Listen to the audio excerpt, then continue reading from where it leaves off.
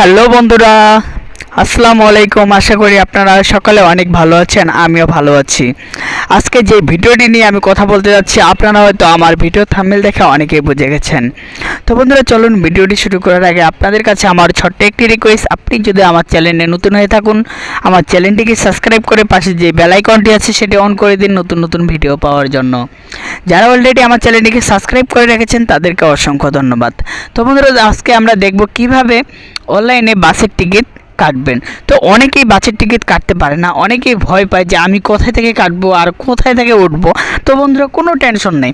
আজকে আপনি যদি এই চিন্তা ভাবনা করেন, যদি অনলাইন থেকে কখনো বাসের টিকিট না কাটেন, তাহলে আপনার জন্যই মূলত আজকে আমার এই ভিডিওটি। তো বন্ধুরা, ভিডিওটি মনোযোগ সহকারে দেখুন। বন্ধুরা দেখুন, আমি প্রথমে আমার গুগলে চলে গেলাম।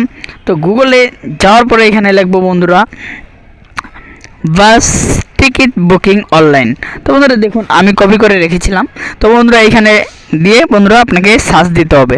তো বন্ধুরা দেখুন, প্রথমে যে ওয়েবসাইটটি আছে buy online bus ticket Dhaka. তো বন্ধুরা এটি সহজ একটি .com। বন্ধুরা এটি একটি খুব সহজে ইজিলিভাবে আপনারা এখান থেকে টিকিট কাটতে পারবেন। তো বন্ধুরা এই যে আমি প্রথমটাতে টাচ করলাম সহজ .com। তো বন্ধুরা দেখুন, এটি ঠিক ট্রেনের মতনই বন্ধুরা একটি সিস্টেম। তো ফ্রম হচ্ছে আপনি যেখান থেকে উঠতে যাচ্ছেন বা যেখান থেকে যাইতে যাচ্ছেন। তো আমি যেহেতু ঢাকা থেকে যাব, তো বন্ধুরা আমি এখানে ঢাকা দিয়ে দিব। বন্ধুরা দেখুন ঢাকা।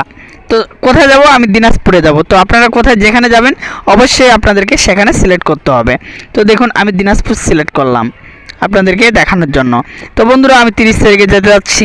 তো বন্ধুরা দেখুন নিচে লেখা আছে সার্চ। তো বন্ধুরা এখানে আমি টাচ করলাম। তো বন্ধুরা দেখুন, টাচ করার পর বন্ধুরা আমাকে নিয়ে এসেছে যে অনেকগুলো গাড়ি আছে আমাদের দিনাজপুরের। তো আমি কোন গাড়িতে যেতে যাচ্ছি?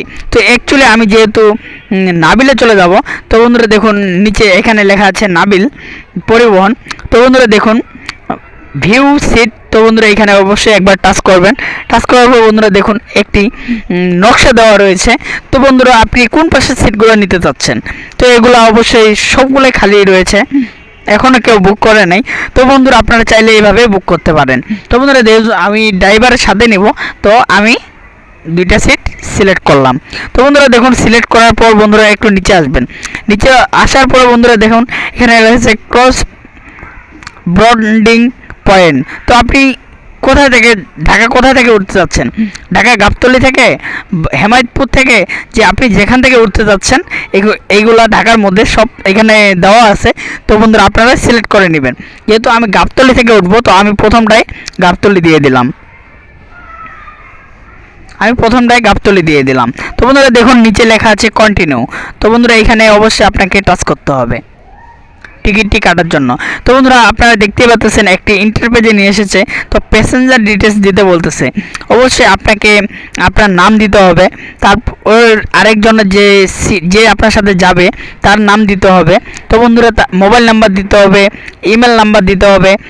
দেওয়ার পর বন্ধুরা দেখুন আপনার এখানে কমপ্লিট পরে বন্ধুরা আপনারা অ্যাপ্লাই করবেন। একটি কোড আসবে, সেই কোডটি এখানে বসিয়ে দিবেন। তো বন্ধুরা দেখুন নিচে আসার পরে বন্ধুরা এখানে লেখা